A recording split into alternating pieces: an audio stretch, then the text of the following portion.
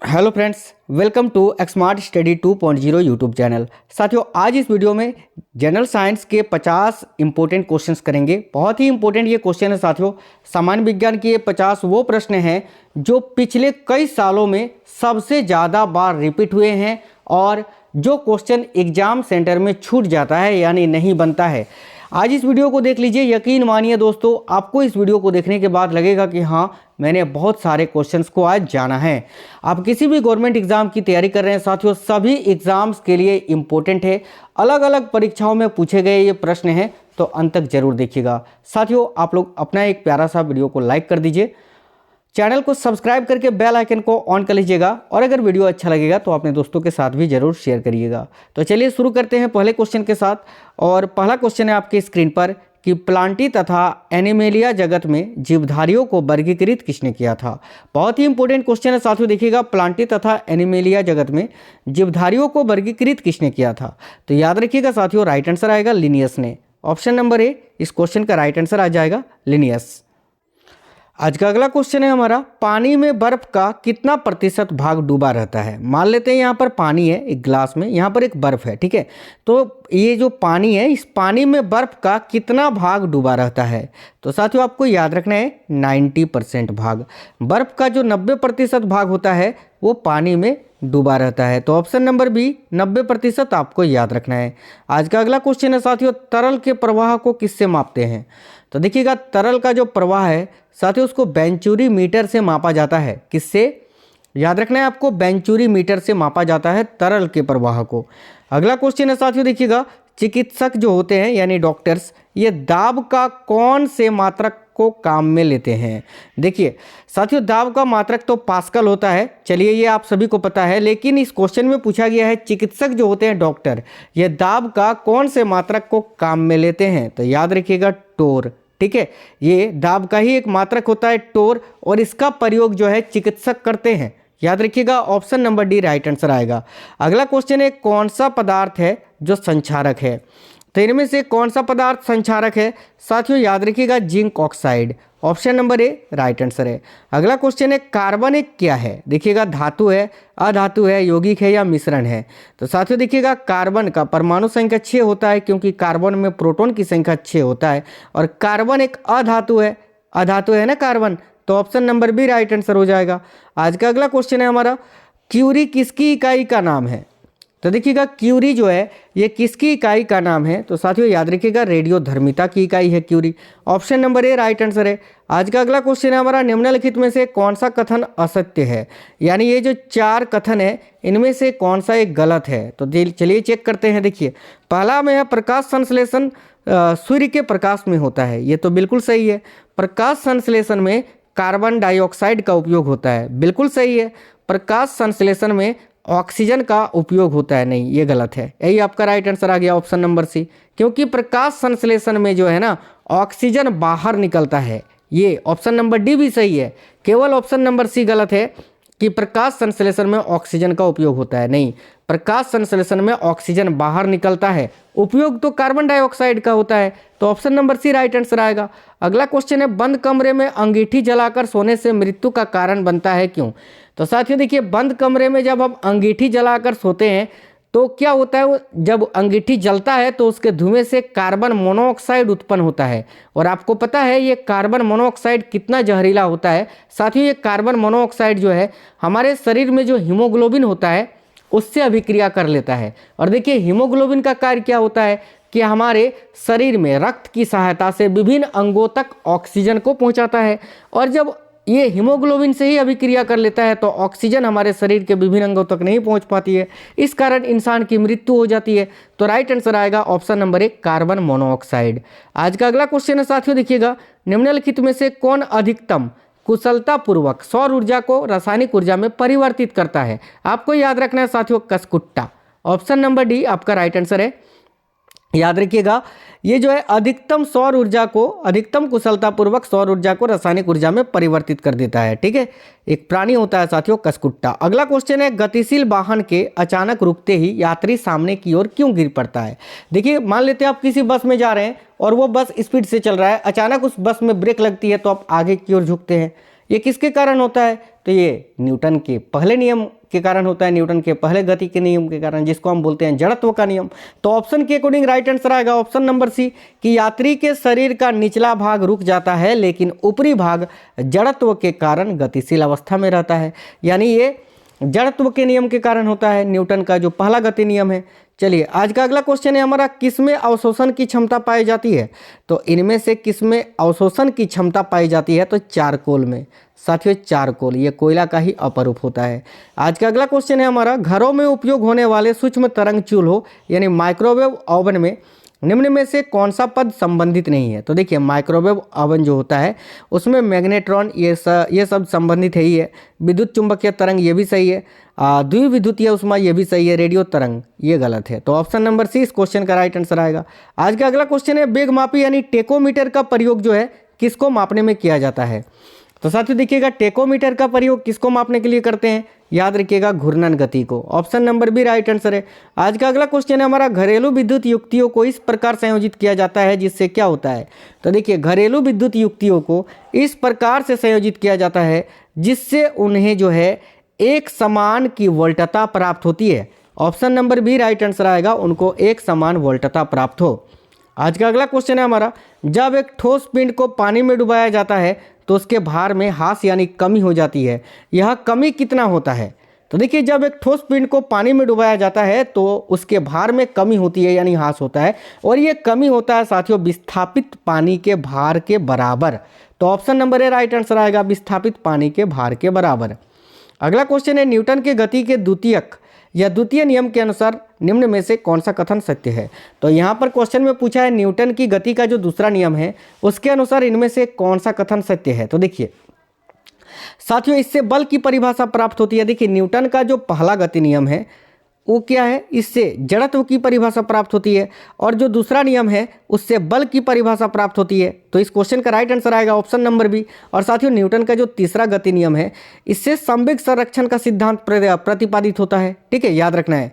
चलिए अगला क्वेश्चन है, तारों के मध्य दूरी को मापने की इकाई क्या है? तो साथियों तारों के मध्य दूरी को मापने की इकाई है प्रकाश वर्ष, लाइट ईयर।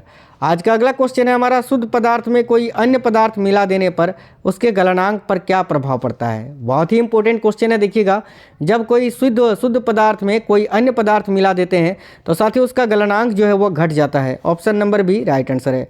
अगला क्वेश्चन है, माइक्रोफोन के द्वारा ध्वनि ऊर्जा को परावर्तित किया जाता है किस ऊर्जा में? तो साथियों देखिएगा माइक्रोफोन के द्वारा ध्वनि ऊर्जा को परावर्तित किया जाता है साथियों, याद रखिएगा विद्युत ऊर्जा में। ऑप्शन नंबर ए इस क्वेश्चन का राइट आंसर है। अगला क्वेश्चन है, कौन सी कोशिका है जो प्रतिरक्षी पैदा करती है? तो साथियों देखिएगा लिम्फोसाइट कोशिका जो होती है, यानी जिसको हिंदी में हम बोलते हैं लसीकाणु, ये जो है प्रतिरक्षी पैदा करने वाली कोशिका होती है, याद रखिएगा लिम्फोसाइट। आज का अगला क्वेश्चन है हमारा, इनमें से कौन ठोस नहीं है? तो साथियों देखिएगा सोडियम, पोटासियम और स्ट्रोंशियम ये तीनों तो ठोस हैं, लेकिन पारा जो है पारद ये तो लिक्विड होता है, ये ठोस नहीं है।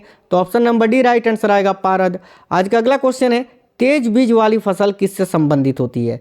तो देखिए तेज बीज वाली जो फसल होती है साथियों वो किस समूह के अंतर्गत आते हैं? तो याद रखिएगा क्रूसीफेरा। राइट आंसर आएगा ऑप्शन नंबर बी क्रूसीफेरा।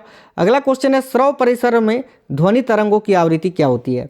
तो देखिए हम इंसान जो ध्वनि को सुनते हैं उसको हम बोलते हैं साथियों श्रव परिसर, और इसकी आवृत्ति होती है 20 हर्ट्ज से 20,000 हर्ट्ज के बीच में।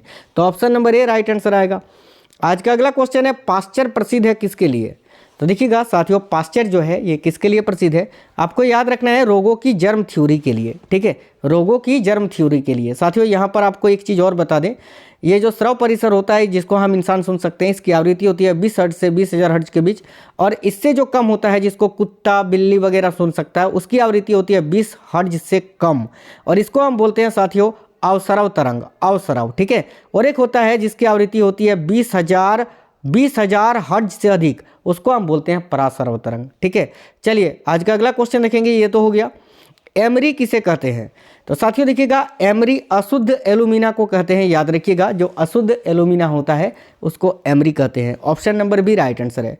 1 मील बराबर कितना होता है? तो 1 मील बराबर होता है लगभग साथियों देखिएगा 1.61 किलोमीटर, जिसको हम बोलते हैं 1600 मीटर। ठीक है, आज का अगला क्वेश्चन है हमारा, देखिएगा निम्न में से कौन सा भाग है जो ग्रसनी में उपस्थित नहीं होता है। तो देखिए ग्रसनी में नासा गुहा भी होता है, कंठ ग्रसनी भी होता है, स्वर रज्जु भी होता है। मुख ग्रसनी ये जो है साथियों ग्रसनी में उपस्थित नहीं होता है। तो ऑप्शन नंबर 20 क्वेश्चन का राइट आंसर आएगा मुख ग्रसनी। अगला क्वेश्चन है स्वर रज्जु किस में होता है। तो देखिएगा स्वर रज्जु जो है ये साथियों कंठ में होता है, कंठ में। Option number B right answer है। अगला क्वेश्चन है निम्न में से एक आनुवांशिक रोग नहीं है। तो साथियों इनमें से कौन सा एक आनुवांशिक रोग नहीं है। हीमोफीलिया तो आनुवांशिक रोग है ही है। ये देखिएगा माफ करना यार, देखिए हाइपट्राइकोसिस ये भी आनुवांशिक रोग है और थैलेसीमिया भी आनुवांशिक रोग है, लेकिन मस्तिष्क ज्वार जो है ये आनुवांशिक रोग नहीं है साथियों, ये कभी भी किसी को भी हो सकता है। ऑप्शन नंबर सी इस क्वेश्चन का राइट आंसर आएगा। आज का अगला क्वेश्चन है डिजिटल कंप्यूटर की कार्य पद्धति किस सिद्धांत पर आधारित है। तो याद रखिएगा डिजिटल कंप्यूटर जो होता है उसकी कार्य पद्धति गणना एवं तर्क पर आधारित होती है। तो option number C right answer आएगा। अगला क्वेश्चन है साथियों मिथाइल अल्कोहल का रासायनिक सूत्र क्या होता है। तो देखिए बहुत ही इंपॉर्टेंट क्वेश्चन है। मिथाइल अल्कोहल का रासायनिक सूत्र होता है CH3OH, यानी राइट आंसर आएगा ऑप्शन नंबर ए। आज का अगला क्वेश्चन है हमारा इथिलीन सल्फर मोनोक्लोराइड के साथ प्रतिक्रिया करके कौन सी विषैली गैस बनाता है। तो देखिएगा इथिलीन जो होता है ये सल्फर मोनोक्लोराइड के साथ प्रतिक्रिया करके याद रखिएगा मस्टर्ड गैस जो कि काफ़ी विषैली होती है इस गैस को बनाता है। आज का अगला क्वेश्चन है साथियों उत्तल लेंस के लिए सत्य कथन कौन सा है। तो देखिए जो उत्तल लेंस होता है ये बीच से मोटा होता है और किनारे से पतला होता है, यानी ए और बी दोनों ही सही है। तो राइट आंसर आएगा ऑप्शन नंबर डी, ए और बी दोनों ही सत्य हैं। आज का अगला क्वेश्चन है हमारा लेंस के दोनों, देखिए लेंस के दोनों गोलीय पृष्ठों के वक्रता केंद्रों को मिलाने वाली रेखा को क्या कहते हैं। तो साथियों लेंस के दोनों गोलीय पृष्ठों के वक्रता केंद्र को मिलाने वाली रेखा को मुख्य अक्ष बोलते हैं। Option number B right answer है। अगला क्वेश्चन है पौधों व पेड़ का खाना तैयार करने की प्रक्रिया क्या कहलाती है। तो आपको याद रखना है साथियों पौधों व पेड़ का खाना तैयार करने की प्रक्रिया को हम बोलते हैं फोटोसिंथेसिस। तो राइट आंसर आएगा साथियों ऑप्शन नंबर सी। आज का अगला क्वेश्चन है यदि कोई मानवीय रोग विश्व के बृहद क्षेत्रों में फैलता है तो उसे क्या कहते हैं। देखिएगा वेरी इंपॉर्टेंट क्वेश्चन है, आपको याद रखना है यदि कोई मानवीय रोग विश्व के बृहद क्षेत्रों में फैलता है तो उसे हम क्या बोलते हैं साथियों, याद रखिएगा pandemic. Option number A right answer आएगा। आज का अगला क्वेश्चन है निम्नलिखित में से किसकी उपस्थिति के कारण गिरगिट अपना रंग बदलता है। गिरगिट जो होता है वो रंग बदलता है साथियों, लेकिन किसकी उपस्थिति के कारण। तो याद रखिएगा बर्नाकी लवक की उपस्थिति के कारण। तो राइट आंसर आएगा ऑप्शन नंबर बी।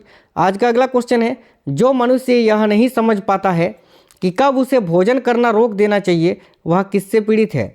तो बहुत ही इंपॉर्टेंट क्वेश्चन है, देखिएगा जो मनुष्य यह नहीं समझ पाता है कि कब उसे भोजन करना रोक देना चाहिए साथियों वह मनुष्य जो है वो बुलिमिया रोग से पीड़ित होता है। याद रखिएगा bulimia. Option number A right answer है, यानी उसको जो है पता ही नहीं लगता है कि कब उसका पेट भर गया है, बस खाते रहता है। याद रखिएगा bulimia. Option number A right answer है। आज का अगला क्वेश्चन है निम्न में से अस्थियों और पेशियों को आपस में कौन जोड़ता है। तो देखिए हड्डी को मांसपेशी से जो जोड़ता है उसको क्या बोलते हैं साथियों, याद रखिएगा tendon. Option number B right answer आएगा।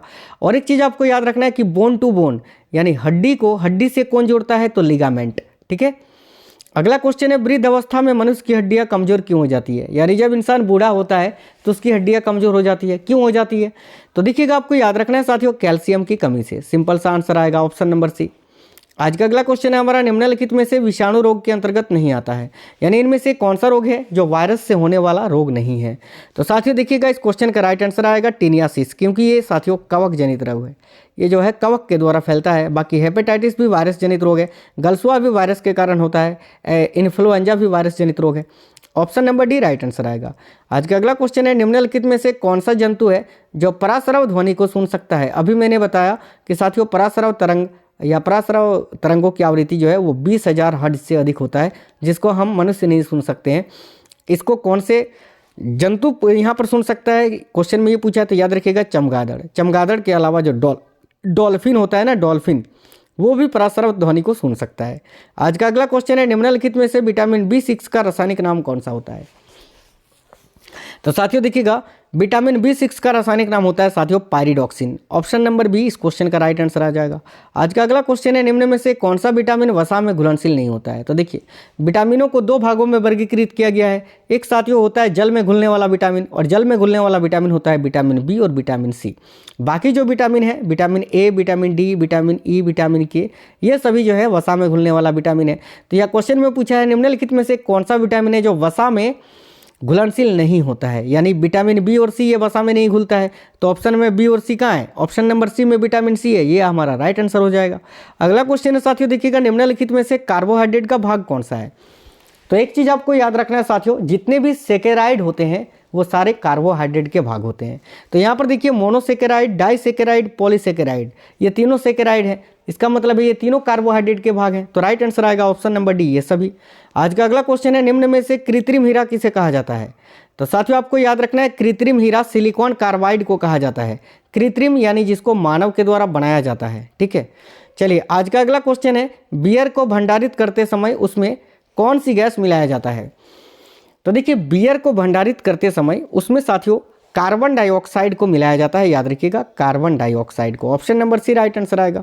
आज का अगला क्वेश्चन है हमारा, सेल्सियस तापक्रम पर जल के क्वथनांक तथा हिमांक क्या होता है? क्वथनांक यानी बॉइलिंग पॉइंट और हिमांक यानी जब वो बर्फ बन जाता है। तो देखिए साथियों सेल्सियस तापक्रम पर जल कब उबलता है? 100 डिग्री सेल्सियस पर। और कब बर्फ बनता है? 0 डिग्री सेल्सियस पर। तो राइट आंसर आएगा ऑप्शन नंबर बी। आज का अगला क्वेश्चन और अंतिम क्वेश्चन है, निम्न में से श्वसन को नियंत्रित करने का काम कौन करता है? तो साथियों देखिएगा श्वसन को नियंत्रित करने का काम करता है मेडुला ऑब्लांगेटा। तो राइट आंसर आएगा ऑप्शन नंबर बी। तो साथियों आज ये 50 क्वेश्चंस बहुत ही इंपॉर्टेंट मैंने कराया है। आपको ये वीडियो कैसा लगा है आप हमें कमेंट बॉक्स में कमेंट करके बता दीजिए। साथियों चैनल को जरूर सब्सक्राइब कर लीजिए और बेल आइकन को ऑन कर लीजिएगा ताकि आपको सारे वीडियोज़ की नोटिफिकेशन सबसे पहले आए। तो वीडियो को लाइक जरूर कर दीजिए, अपने सभी दोस्तों के साथ शेयर कर दीजिएगा और कमेंट बॉक्स में कमेंट करके जरूर बताना ये वीडियो आपको कैसा लगा है। साथियों हमारा उद्देश्य यही है कि हमेशा आपको बेस्ट कंटेंट प्रोवाइड कराना ताकि आप अपने मंजिल को फतेह कर सको। चलिए मिलते हैं अगली वीडियो में, तब तक स्वस्थ रहें। जय हिंद साथियों, वंदे मातरम।